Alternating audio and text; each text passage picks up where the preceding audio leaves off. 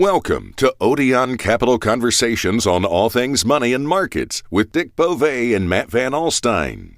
And here is your host, John AIDAN BYRNE. On this episode of ODEON Capital Conversations, Dick BOVE is out with a new report. Is there a US housing glut developing? Dick says the economy is headed for a peak in housing activity and production, a fall in prices and loan losses. Dick will share his analysis and discuss the mismatch in housing growth and the size of the US population, which he believes points to a coming housing glut. The pace of inflation in the US keeps slowing down, with some retailers and analysts seeing signs of deflation and consumer weakness. Dick has more. Matt Van Alstyne says US inflation could be effectively behind us if the present reality of shelter costs were factored in. We look at the huge decline in a multitude of commodity prices. Dick has more for us on the banks, with Citi planning to axe as much as 10% of its workforce. I'm with Dick BOVE, Chief Financial Strategist at ODEON Capital Group, and Matt Van Alstyne, ODEON co-founder and managing partner. And we'll be right back after this message. Current and future holdings are subject to risk, and past performance is no guarantee of future results. This podcast should not be copied, distributed, published, or reproduced in whole or in part. Information presented herein is for discussion and illustrative purposes only and is not a recommendation or an offer or solicitation to buy or sell any securities. Securities identified do not represent all of the securities purchased, sold, or recommended to clients. The views and opinions expressed by the ODEON Capital Group speaker are their own as of the date of the recording. Any such views are subject to change at any time based upon market or other conditions, and ODEON Capital Group disclaims any responsibility to update such views. These views should not be relied on as investment advice, and because investment decisions are based on numerous factors, may not be relied on as an indication of trading intent on behalf of any ODEON Capital Group product. Neither ODEON Capital Group nor the speakers can be held responsible for any direct or incidental loss incurred by applying any of the information offered. Dick and Matt, welcome for episode 96. We're going to talk later about your new report, Dick, on housing. A housing bust? I mean, it sounds hard to believe given what we're seeing in the market right now, and these aren't really normal times. We know that. We look at your thesis. You have some really interesting numbers. It's an exhaustive report. You go back in history, and you make some projections. Let's take a look at where we're at in the economy at the moment, Dick and Matt. Prices have fallen. CPI is down. It looks the Fed is going to pause or reduce interest rates, and now people are talking about a potential soft landing. Again, we're into recession talk, but it might be a soft landing. And then the retailers are talking about a drop in their sales, and we're into the busiest time of the year for merchants and the big stores. What's going on? Well, I mean, basically, let's start with the retailers because that's the most pregnant, if you will, issue at the moment. The sales numbers are not bad. The sales numbers are reasonably good, but it's the commentary which the heads of these companies are making in their calls with investors. In other words, whether it's Walmart or Target or Burberry's on the upscale side, or Home Depot or Lowe's on the home improvement side, they're all indicating that in the month of October, sales changed. Number one, and in the case of Walmart, they're indicating the non-food products that they sell are actually decreasing in prices. And all of these, if you will, retailers who are speaking are basically saying that, essentially the consumer has changed his or her consuming habits in that they no longer are buying, we'll say, recreational goods or required goods, and they're spending most of their money on, the essentials, the things that they really need. So the retailers, despite the fact that the retailing numbers that come out, each month from the government show, increasing, purchases, the heads of these retail companies are saying, no, that's not the way to look at it. You've got to look at it the way we're looking at it. We have the data. Our data shows people are buying less, number one. Number two, that they're actually shifting their purchases away from luxury goods to essential goods. And number three, that's an indication of difficulties ahead. And so, that's the debate that I guess we've been having, everybody's having. Are we going to have a recession? Are we not going to have a recession? But these retail numbers are very interesting because of this dichotomy. Doug McMillan, he's the Walmart CEO, has said we may be managing through a period of deflation in the months to come. And while that would put more unit pressure on the likes of Walmart, he said his customers are better because of this phenomena. I don't know if he really meant the last part. It hurts Walmart. Macy's says its sales fell 7% in the last quarter to 4.86 billion. Target said its third quarter revenues were also off by more than 4%. Well, I mean, as I say, each one of these companies are disputing, if you will, the numbers that the government comes out with, because the government publishes the retail sales figures every month, and every month it shows an increase. I think it's now up 2.3%. So for the whole sector. Now, whether Macy's just had a bad period and Walmart had a good period, but they didn't want to say it was a good period. But there's a lady named Kathy Wood who basically has run one of the hottest, if you will, investment funds in the country for the last few years. She goes up or down with the way these Super 7 stocks go up or down. Yes. And she's arguing that we're headed for a major deflation. Again, the dichotomy in beliefs, the difference of opinions is huge, in the marketplace, just not in the stock marketplace. Dick, you've also published a lot of numbers on the drop in prices. Aside from metals, just about every commodity price is falling. The one I like the most is coffee, year to date down by over 20%. Coal, we don't burn coal much in the Northeast. 27%. Rice, 50%. Those are the annualized numbers that you mentioned. For the year. In other words, that's the expected for the year based upon what happened in the last month. If you look at these CPI numbers, what you can see is there's two really shocking numbers. One is anything associated with energy, gasoline, anything associated with, natural gas, etc. Those numbers are coming down, relatively dramatically. On the other side, anything that's associated with shelter, even though shelter prices are not rising at the rate that they had been, they're the biggest driver of the CPI at the moment. And then the other places you would look is medical prices continue to rise, but everything else seems to be kind of flattish or declining. All sorts of food products, all sorts of recreational products, all sorts of, products sold into businesses. The prices of these things are flattish or coming down. So if you take shelter and you take energy out of the picture, it does appear that inflation is clearly being beaten. When you throw energy in and you don't put shelter in, it looks like we are deflating. But when you throw shelter into it, all of a sudden the numbers turn around and they start to go up a little bit. But I think that the commodity numbers and the PPI, producer price index numbers, and the consumer price index numbers are all consistent and indicating that inflation seems to be under control or getting under control.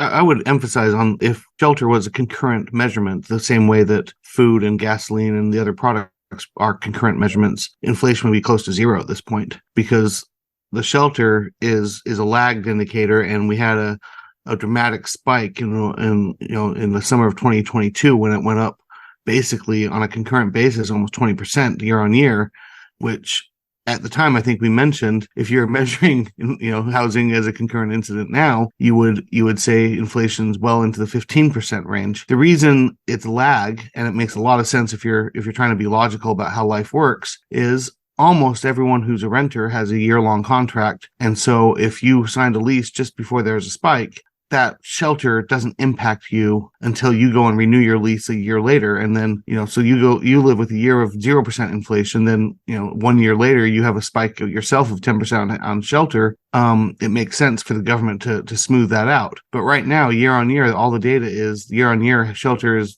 rent is basically flat, if not declining in most markets. And, mortgage rates are high, but very few people purchase homes in any given year. And with rates where they are and housing inventories where they are, housing sales, I think we just before we came on and started recording that, we just got the lowest print, I think, ever of home sales in this time period. So I would just emphasize that actual inflation that people are in experiencing is probably a lot lower than the headline numbers at this particular measurement time.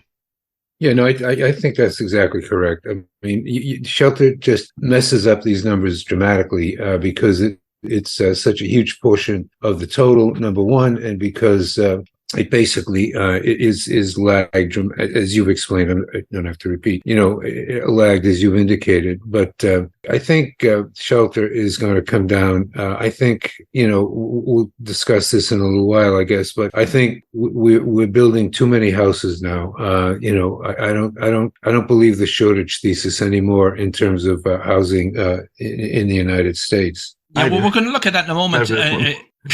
Go ahead, Matt. I'm excited. I'm excited to hear Dick's thesis. Is this quarter a make or break quarter for the economy? It's the busiest time of the year for many merchants, the big box stores. It will factor in, obviously, the kind of spending in GDP. And just put that aside, that Americans outside the wealthiest quintile have run out of extra savings generated during the pandemic and now have less cash on hand than they did when the pandemic began, according to the latest Federal Reserve study on household finances. They're running out of extra savings. Yeah, well, we know that. I mean, we know that poor people are poor, right? Poor people are poor now. You got a little bit of wealth during the period in which, the Trump period when they got all this extra money given to them, but they're poor, and poor people don't buy things. Poor people are not what drives the economy. The issue is what's happening with people who are in the middle class and in the wealthy class, and they're not poor, and they are spending, and they have a lot of money, and to all of a sudden change all views of what's going on in the economy by what's happening to poor people, I just don't think makes sense. You have to take a look at everybody in the economy, not just the people who don't have money. The people who have money have a staggering amount of it. As we tried to explain last week, we had an $80 trillion increase in the wealth of American households over the last 3.5 years. That is more than the 60 trillion that had been built up in the 230 years before that. That 80 trillion is in the hands of Americans.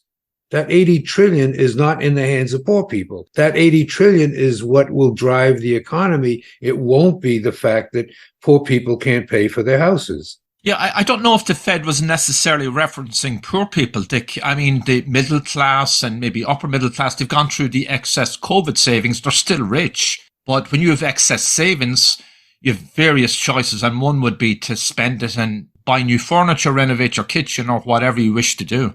Yeah, well, that's the debate that the retailers are having right now, because what the retailers are saying is that, they're not spending that money. But, what you said initially is very true, which is that the fourth quarter of the year is by far the most important quarter of any of the 4 quarters, because in the holiday season, there's an expansion of retail sales, and that relates to an expansion in goods being sold all the way up through the manufacturing sector. So the fact of the matter is that, this is the most important quarter in terms of giving us a look into where we're going to go, let's say in 2024. If all these retailers are correct and people are just going to buy, essentials, and I think the number that was published, in one place, the average person is going to spend $560 on Christmas goods, then that's not good, because that's not enough money to really drive the economy dramatically.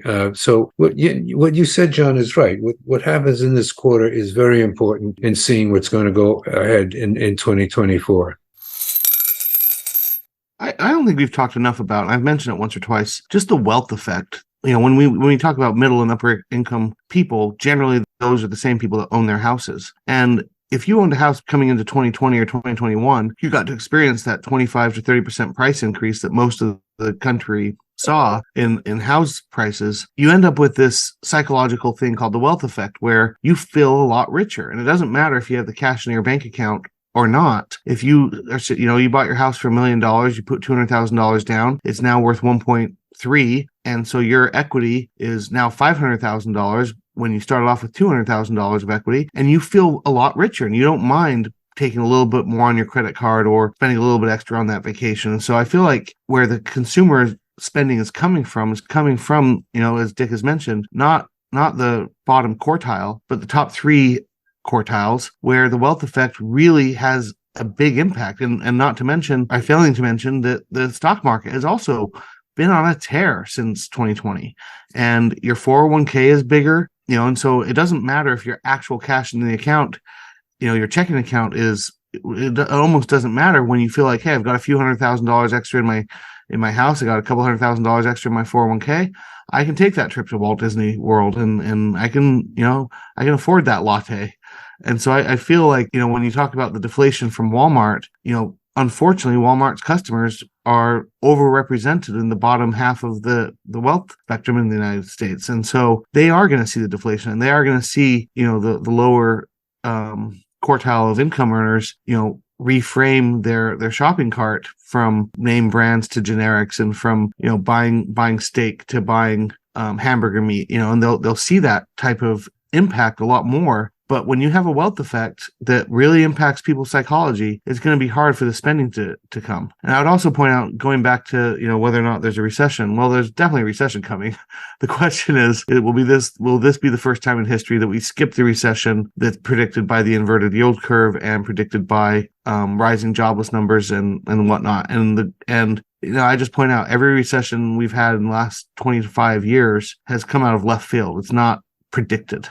It's not predictable. It's not, if this trend continues, and then that trend continued and the jobless numbers rose and whatnot. It just comes out of left field. All of a sudden, everything that was working isn't. And then people stop spending, then people lose jobs, and you end up in a recession, and the Fed has to take action. So it's really hard to predict a recession, but I wouldn't look at the consumer and consumer spending as the place to find whether or not the recession is coming. I remember last week I asked you, Dick, was the falling prices at the pump in the United States, they've fallen quite sharply, a harbinger of recession. And I read a note somewhere that every recession we've had in recent decades, prices at the pump have preceded that recession. In other words, consumer demand is slackening. Would that be part of the dynamic here? Yeah, of course it is. Yeah, and plus, that's because you use gasoline to fuel the trucks, which bring the goods to the retailers, which bring the goods, back to people's homes. So, I think energy prices are a good indicator. But again, the point is, we haven't been in recession yet, even though for over a year, everybody expected us to be including myself, to be in recession. So you have to take a look at why we're not there.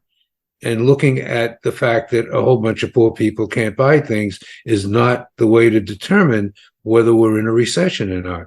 The wealth effect that Matt talks about is extremely important. I mean, if you see the value of your securities portfolio going up dramatically, you're going to spend some of it. If you see the value of your house going up dramatically, you're going to go out and buy a recreational vehicle, or you're going to go buy a trip to Paris, or what. But the fact of the matter is that wealth effect is a very important factor, as Matt has just indicated. And we know that the wealth effect is there and is alive because basically we're seeing, the stock market rise. We're seeing, the value of houses going up. We're seeing, up until these retailers last week started talking, we've seen them buying, recreational goods, luxury goods, high price goods. All that has occurred. Now, is that going to stop? I think it is, because I'm a big believer. If the Fed cuts the money supply cuts the economy. So I still believe we're going to hit this recession, but I just think you can't gauge. And this is now the 73rd time I've said it, but you cannot gauge where the economy is going by looking at the fact that poor people can't spend money.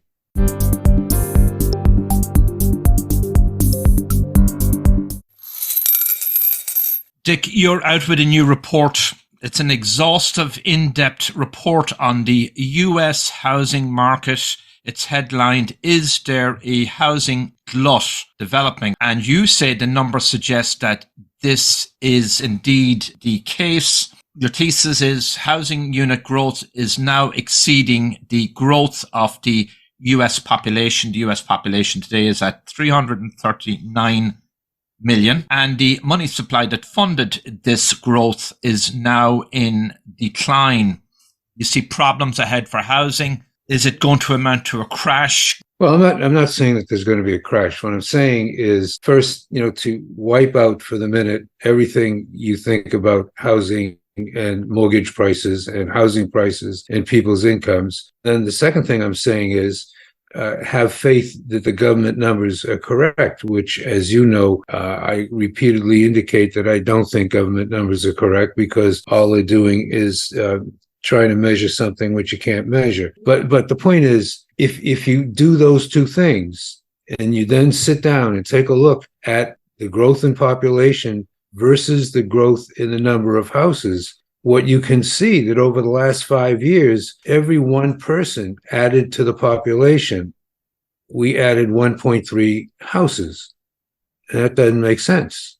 All right. In other words, you can't keep adding more places for people to live than people. If you take a look at what is called the density per household, in other words, how many people are in the average household, it's at the lowest level it's ever been since they started recording this number back in 1959. So that's over 60 years. And what it's showing is that every year, the number of people per household goes down, and it's now down to 2.53 persons per household. So you got these statistics. One which shows clearly that the number of people living in a household would be someone living in an apartment or a house. That doesn't matter. But the people living in a shelter, in a place of shelter, is going down.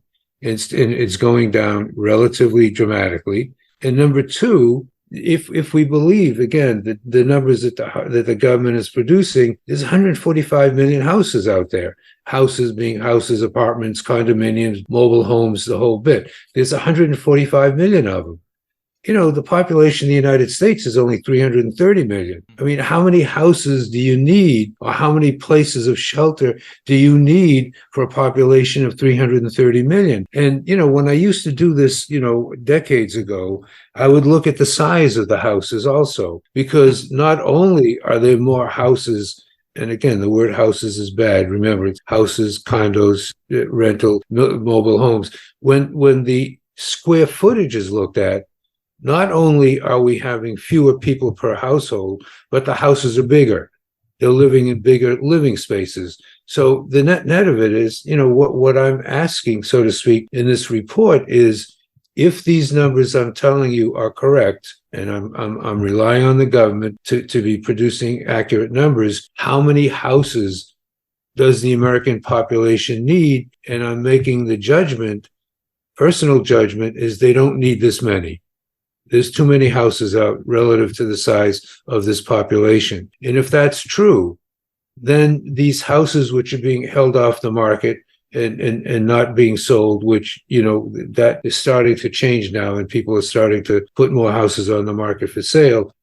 These houses, these second family homes that people are buying, you can't keep building more and more of them. So yeah, I think that we're headed for a peak in housing activity. I think you're going to see a decline in housing production. I think housing prices are going to come down. I think there's going to be a lot of loan losses associated with it. I think companies which are heavily associated with housing, like Fannie Mae and Freddie Mac, will get hurt. I think that companies which are big lenders to the housing industry, we've already seen, the one SNL go down last March. We're going to see companies like that get hurt, because I just don't think that, all this stuff we're reading, and I've written a lot of it myself, and I'm now contradicting myself, but I don't think this stuff, which is saying that, we need more houses, is correct. We have too many houses, is what I'm saying in this report. And that's the thesis I'm pushing here. I saw your report when it came out, Dick, and I tried to recreate the numbers myself and go and look into it. And man, talk about confusing statistics. You have the National Association of Realtors that has their statistics. You have the U.S. Census Bureau that has their statistics. But I couldn't find the data that you presented in a way where I was like, okay, I think you're 100% right. I did see the data you sourced, and I'm not trying to imply that your data is wrongly sourced, but you said at the beginning you don't trust the government statistics, and I kind of can see why. Because when I pulled up, the just go to census.gov, it said that in April of 2020, the resident population in the United States was 331 million people. As of October of 2023, it's now 335, almost 336 million people. And the number of houses has gone from 140 million 0.5 to 143.7. And so the population grew on that basis by about 4.1 million people, and the number of houses grew by about 3.7. So it was more like 0.8 houses per people, not per person, not 1.3. But I did find your data in different places where it looked like there was 1.3 houses built per person. And so, you kind of resort back to, what is the actual transaction stuff? Where are the transactions happening? And just before we started recording, I saw a headline come across Bloomberg that existing home sales hit their lowest all time since they began measuring just in October at an annualized basis of 3.6 million houses sold on an annualized basis. So I'm guessing they have some adjustments in there, but it's kind of like 300,000 houses, which is shocking because in March of 2020, and if you recall, that was the year or the month when we all were told to stay home and everything stopped. In that month and in April of 2020, we were still selling 400,000 houses per month, and so this past month was even lower than when we stayed home and the economy was shut down. So it's very confusing. And I wonder if you have any thoughts as to like why there's disparate data out there on population growth and housing, and also, what are we supposed to believe? Because median home sales prices are still growing. They're up 3.4% year on year on this report that just came out about 15 minutes ago. Last year, the average house price was $378,800, and this month it was $391,800, a growth of 3.4%. So transaction volume is rapidly declining, and prices are still rising. So it sure feels like on the cusp that there is not a glut by any means, or even an oversupply. The basic number, and by the way, I just sent you a file, this being Modern Times, which you can open up and look at. And that file is the vacancy report, which is put out quarterly by the United States Census Bureau. And what that report shows is the number of housing units altogether, how many are vacant, what is the status of, the owned houses, between owner and renter. And it also shows the seasonal houses that are being owned. And I think what you'll see is, number one, that I start everything with March 2019, because that was the date that everybody now wants to look at. It's before the pandemic. There was 139 million houses, and now there's 145.6 million houses. That's a 6 million increase. And I can send you another report created by the Census Department, which shows you that we didn't add that many people to the population. In addition, if you take a look at the, again, Census Bureau figure for the number of households in the United States, and a quick way to do it is to go on to Fred. If we go to the Fred, which is put out by the St. Louis Federal Reserve, it has just about every statistic that you want anywhere. And you look at the number of households and you look at the population, you can see the drop in the number of people per household pretty clearly. Yeah. So, the data is either you can accept it, which I always have trouble accepting government data, right? But if you accept it, we're building more houses than people. You accept it also, during the pandemic, we were not even adding as many as 1 million people a year to the population.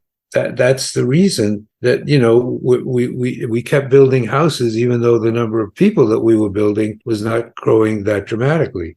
So two things stick out to me. The first one is just, my brain running wild, and I don't want to go off a tangent here, but, I every now and then I flip through and I see Fox News, and and they talk about 250,000 people crossed the border last month, and then that's on top of 240,000 the month before. And since Joe Biden became president, it's 7 million. And I don't know what that means. But then when you say the population only grew 1 million in the last 3 years, it doesn't jive with at least what I'm seeing on certain cable channels in terms of our population change. But separate from that, in the file that you sent me, I wonder if something else is happening, and it might actually balance both narratives of a glut of housing and housing being built at a rapid rate, which is in March of 2019 when this file I just opened up and came out. It said that of the housing units in the United States, 12.2% are vacant.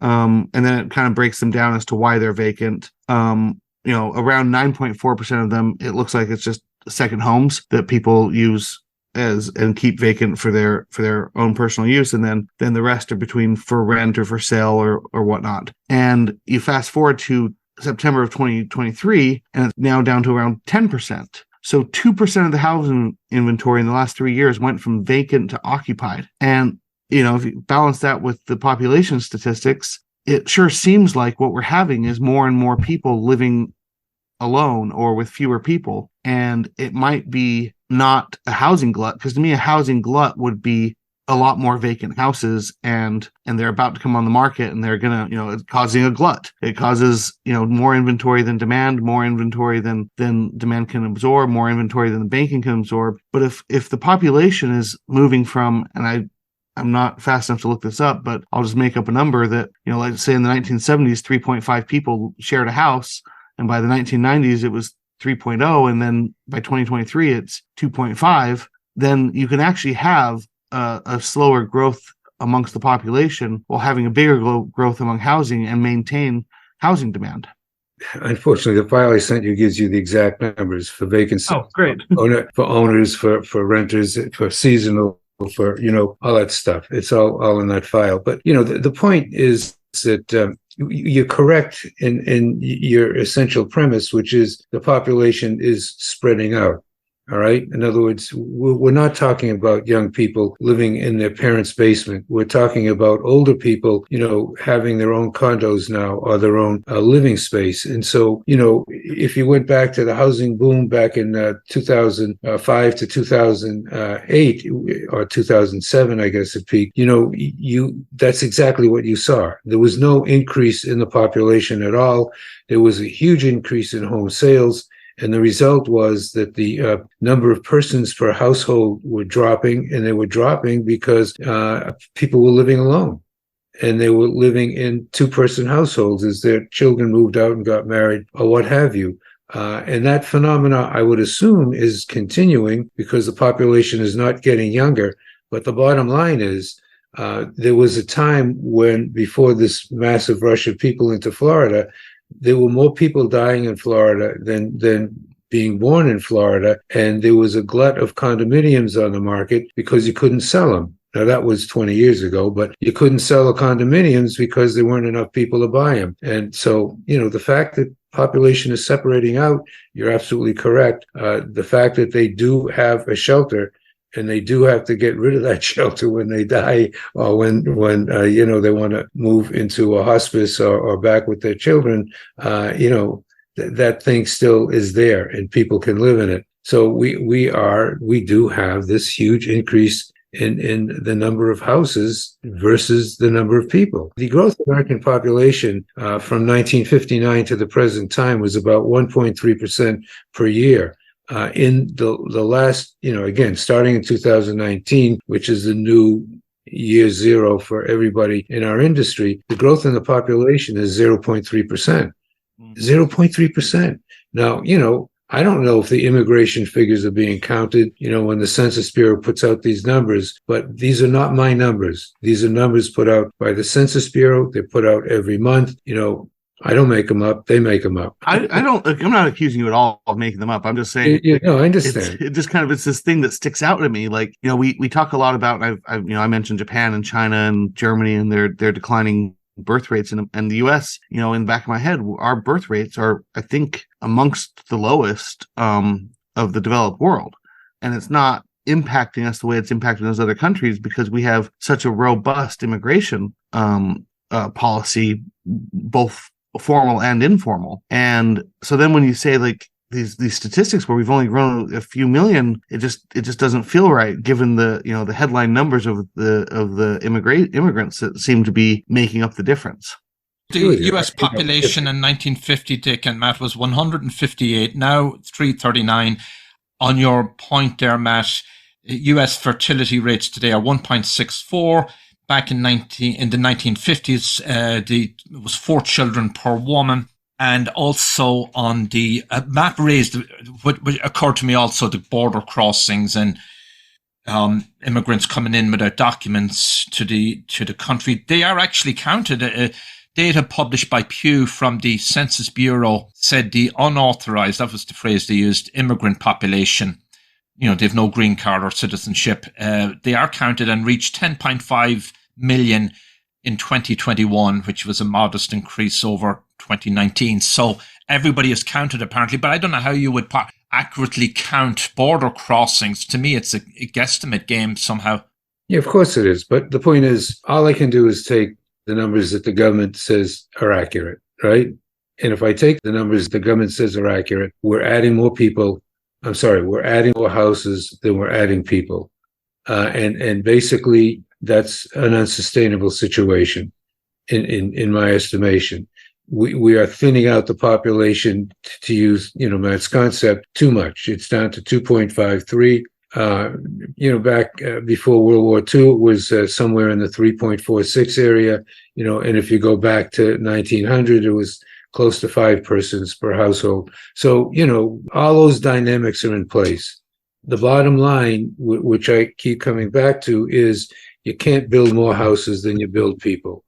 And that's what it appears to me that we're doing at the present time. And at some point that those numbers will pop. I mean, back in 2005, I wrote a piece called "This Powder Keg is Going to Blow." And that was, at the time that, the housing boom of that period was occurring. For roughly 6 months, I had to bite my tongue because basically, the housing boom continued. I sent both of you guys a copy of that report, but, the housing boom continued, but then it collapsed. It just totally collapsed.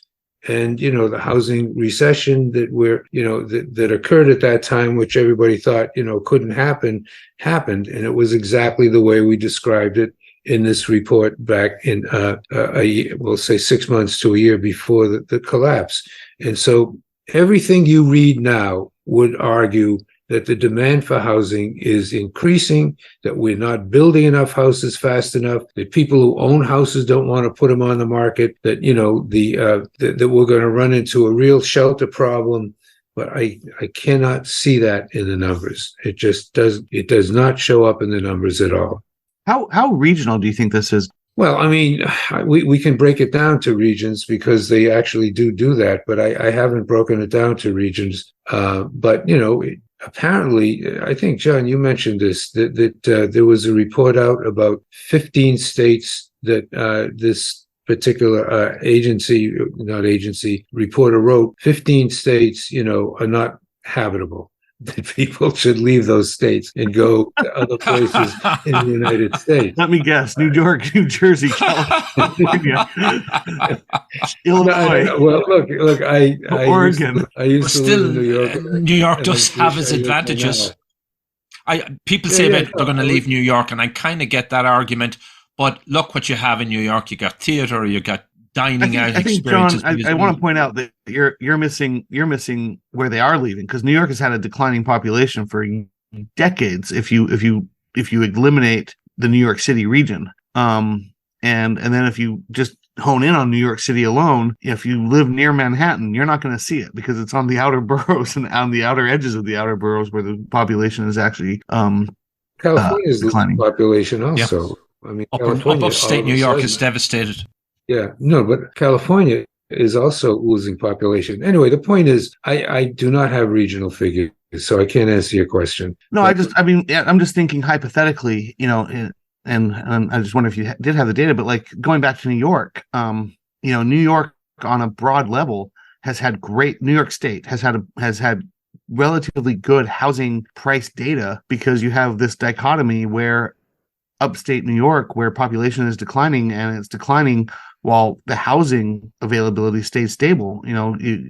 Detroit comes to mind, where they used to have a robust population, a robust growth, and then it just kind of vanished because of whatever government policy, whatever happened in the economy, to where you had all these ghost houses and vacant houses where people just left, and the houses got sent to the mortgage company. The mortgage company couldn't sell them, and they got turned over to the city because they weren't paying their property taxes and they weren't paying their water bills. And then the city would have to go in and condemn the house and turn it into parkland. And then you drive down through downtown Detroit, and there'd be 2 or 3 houses on a giant block of just empty fields. If you do have that disparity where there's places where houses are just being abandoned, while there's other places, like probably where you live, Dick, where everyone is trying to move and there's not enough building and there's not enough housing going on because everyone's trying to move there, then you could still actually see this national trend of overbuilding, while at the same point in time have house prices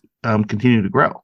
You mentioned something that's very important. There are cities like Ann Arbor, Michigan, Gary, Indiana, where they're actually bulldozing houses and creating parklands because they don't want, people to come into that town or that community and see that the community is being devastated. Whereas, if there's a town called Wesley Chapel, which is just north of Tampa, if you were to get into Wesley Chapel and drive north, you just wouldn't believe all of the housing developments which have cropped up on swampland, what do you call it, farmland, whatever you want to call it. But everywhere you look, they're building houses. Everywhere you look, they're building houses. So Gary, Indiana versus Wesley Chapel, Florida, you think you're in 2 different worlds, totally different worlds. So, what you say is correct. Regionally, it must be different. But overall, if you put Gary, Indiana and Wesley Chapel together, you're looking at more houses than more people. Yeah, there's these things I can't get straight in my head. The immigration one is really throwing me for a loop, because when John, you asked where the data come from, well, the data that they publish are and the current illegal immigration standard that seems to be working if you're trying to come here is cross the border illegally, turn yourself in and ask for asylum, and then you get put on a list, and after a period of time you become work eligible. And so it doesn't feel like so the data is coming from the Department of Homeland Security, where they have the border crossings, and they count the people that turn themselves in and ask for asylum, and it's hundreds of thousands per month. And those are the types of encounters where you would expect that they're here to stay, and you would expect that at some point they would show up in the population data. Yet it just doesn't seem like it's happening. It's a disconnect I can't figure out in my head.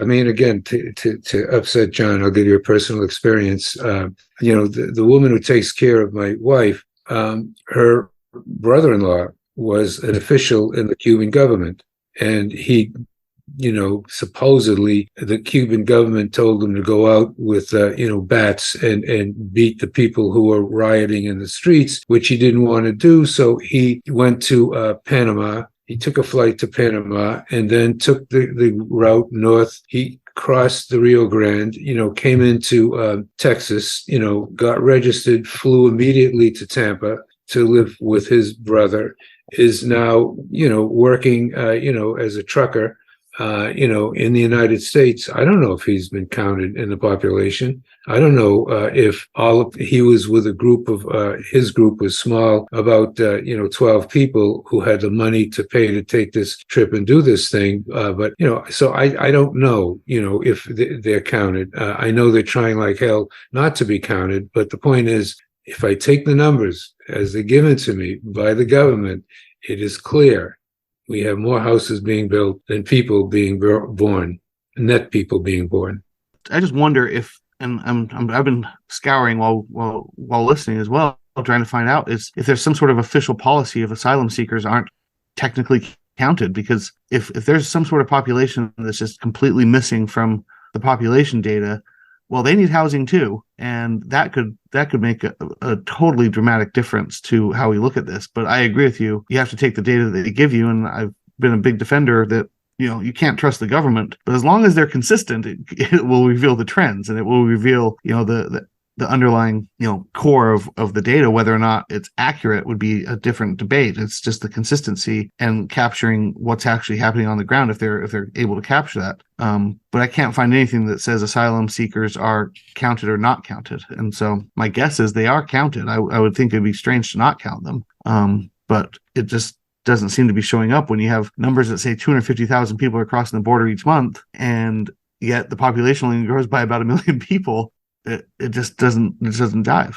I don't think we'll ever quite know the full extent of the undocumented population. I think historically, for decades, people have come in from Europe, they've come in from South America to New York City, some of the big cities. I don't believe they're accurately counted.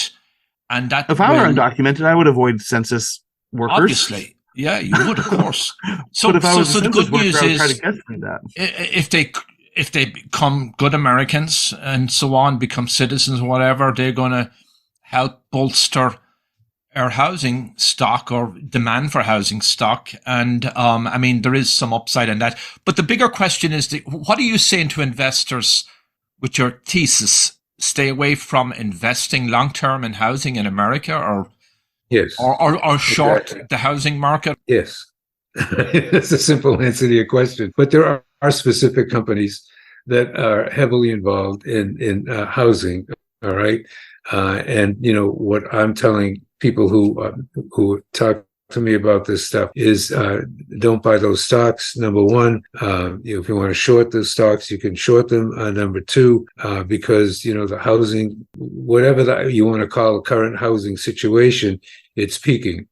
And as it declines, in terms of housing sales, housing, new homes being created, housing starts, housing permits, however you want to look at it, as those numbers decline, it's going to affect, the building of houses, the companies who build them. It's going to affect the home improvement industry, because that's when people spend the most money on home improvement, which is when they buy a new home. And Lowe's and Home Depot today would suggest that might be happening already. It's going to affect the companies that finance, the purchase of housing. Yes, there are other places to go with your money.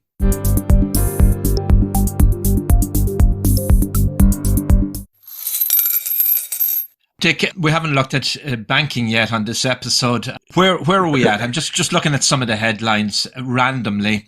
Citi is cutting headcount with reports of as many as 10% of its staff being laid off. It's a total headcount at Citi of 210,000. This is an interesting one, a kind of an outlier, and it's surprising. Who would have thought? Workers at 2 Wells Fargo branches are trying to unionize. They say they're overworked. This, and by the way, just for full disclosure, I own shares in Citigroup. Okay, I own shares in Citigroup. But basically, Citigroup is going through another one of these total revisions in the size of the company and the direction of the company. And they are, this lady, Jane Fraser, who took over as the CEO, she came in with this, friendly, good, we're going to be very good to the employees, et cetera, because Citigroup is known for being relatively harsh on its employees because it keeps changing its direction. And then finally, 2 months ago, she simply said, I'm going to say that she probably didn't say it this way. I can't take this anymore. The expenses are too high in this company. The bureaucracy is too great. The inability to get these people focused on production as opposed to, administration or inside jobs is too many. And I'm going to wipe it out. I'm going to clean it up. And I'm going to, in holiday season, if you want to talk about poor people, in the holiday season, Citigroup is going to fire thousands and thousands of people. Now when Goldman Sachs was firing people in the summer, the press went crazy over how bad Goldman Sachs was. But when Citigroup does it, in the holiday season, everybody's applauding Citigroup. The stock price is going up because she's, winnowing out, excess costs in the company. And that's a whole different issue. But I mean, it's something that it just sticks in the back of my mind because she is slashing and burning at Citigroup. And that's why I own the stock. I own the stock because I think that what she's doing is correct. But it's very hard on these people. If you take a look at the unemployment data for the last 4 weeks, it's showing a directional change. There has been a weekly increase in the number of people who are seeking unemployment benefits. So, if we want to go away from focusing on the wealthy to focus on, the other segments of the population, they're starting to feel the bite. What you said is correct. They're running out of their savings. They're borrowing more money, and now they're starting to lose their jobs. And that's why I'm in Matt's camp, and I believe that a recession is definitely coming. But we're seeing the signs there of this coming. But Citigroup is doing it. Wells Fargo, which had fired thousands and thousands of people 3 years ago, when Charlie Scharf took over as the CEO there, they started firing people again. These banks, with these new regulations that are coming into effect, are going to, fire even more people. So it's not going to be pretty. It's going to be very painful, very hurtful to the people. But, investors love it because it means that the cost of running the companies are coming down. And again, I'm a hypocrite. I own Citigroup. Banks are shrinking also, Dick. You've spoken about that in the past with these new liquidity requirements. Fitch has said smaller regional banks are expected to face a disproportional pressure next year because of these new rules, in part because of the rules. I mean, is the banking, you've said the crisis is over. Are we cruising along? No bumps along the road? I never said the crisis is over in banking. I've always said that the crisis never ended, when it was evident in March. And we've written that over and over and over again. The crisis is not over in banking. The problem is very simple.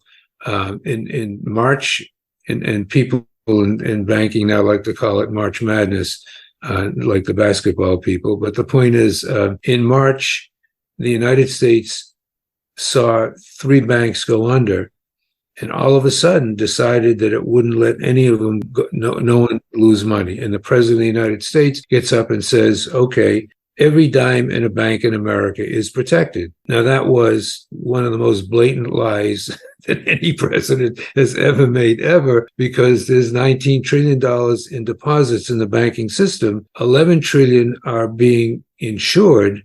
And he's saying all 19 trillion are being covered. How much money is there to cover it? Yeah. Well, something on the order of 150 billion. Can't be done. So now you're a regulator and you're sitting there and you're saying, holy, my goodness, this guy is saying we got to protect every dollar of deposit in the banking system, and we can't do it. So what do we have to do to get this thing in sync? We got to force the banks to shrink. We got to reduce the amount of risk to the United States government. So they come out with this 1,100-page report in which they're forcing these banks to shrink. And the little banks that are most prone to failure are the ones that get hit hardest, because that's where the government can take the biggest hits. So the net effect of it is, the government lost $15 billion on the failure of Silicon Valley Bank. They lost $18.8 billion, I think is the official number that came out. They can't afford that. The government cannot afford that. We can't go out and pay people, their deposits when, there's nothing in the bank to use to pay them. So the only solution is you've got to shrink the banking industry.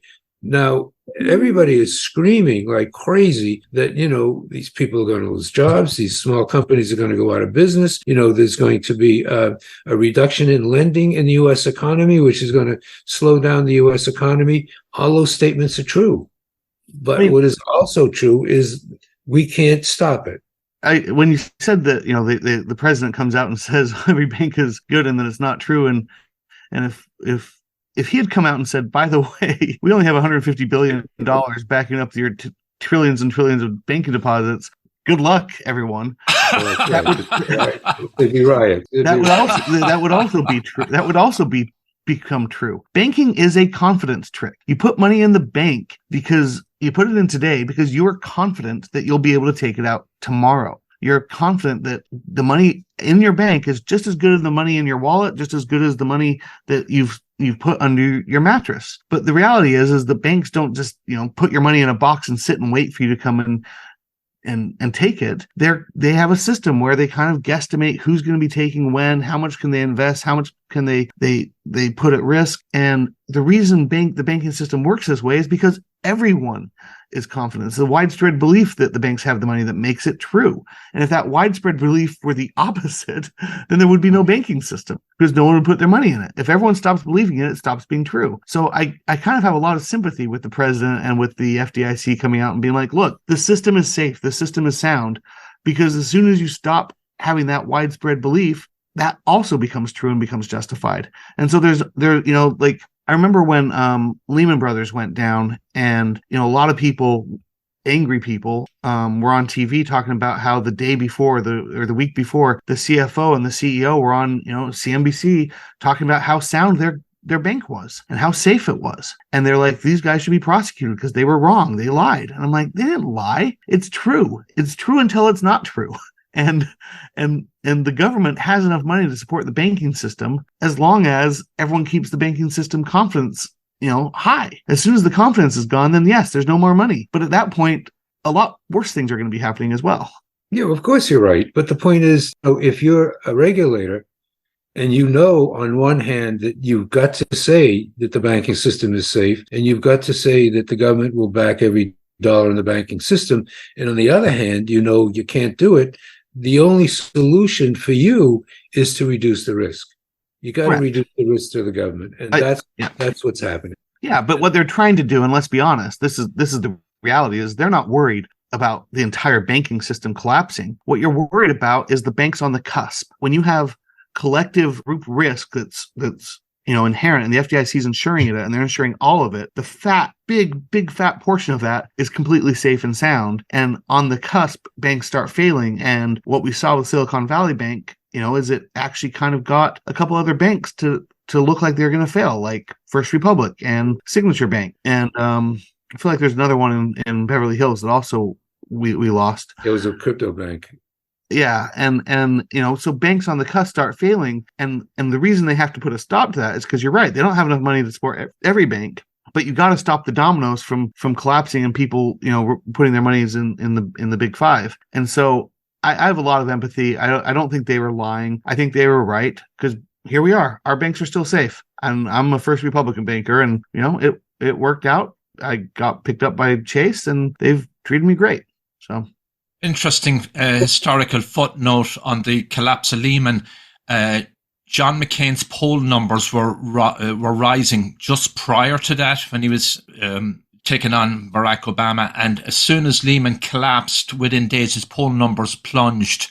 He took a big hit on that. Apparently, the American public stuck it on him to some degree, but it was interesting. Yeah, well, I don't want to leave anyone with the impression that I think that the American banking system is not safe, because it is safe. It is safe because the assets that the American banking system now has on their books are generating revenue, which makes it possible for the American banking system to pay the depositors off when the depositors need the money. The American banking system is not at risk at all from the standpoint of it's going to fail or a whole bunch of banks are going to fail. Where the American banking system is at risk is in its ability to grow. Its ability to grow is being hampered by these new regulations because the government does not want the American banking system to grow and increase the risk to the American taxpayer. That's what we're dealing with. The American banking system is definitely safe.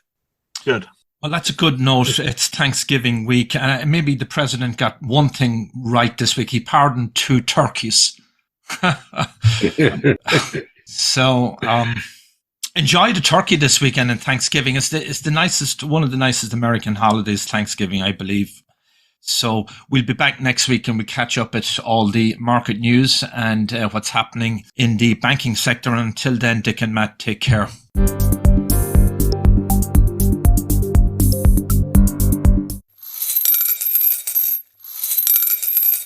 Current and future holdings are subject to risk, and past performance is no guarantee of future results. This podcast should not be copied, distributed, published, or reproduced in whole or in part. Information presented herein is for discussion and illustrative purposes only and is not a recommendation or an offer or solicitation to buy or sell any securities. Securities identified do not represent all of the securities purchased, sold, or recommended to clients. The views and opinions expressed by the ODEON Capital Group speaker are their own as of the date of the recording. Any such views are subject to change at any time based upon market or other conditions, and ODEON Capital Group disclaims any responsibility to update such views. These views should not be relied on as investment advice, and because investment decisions are based on numerous factors, may not be relied on as an indication of trading intent on behalf of any ODEON Capital Group product. Neither ODEON Capital Group nor the speakers can be held responsible for any direct or incidental loss incurred by applying any of the information offered.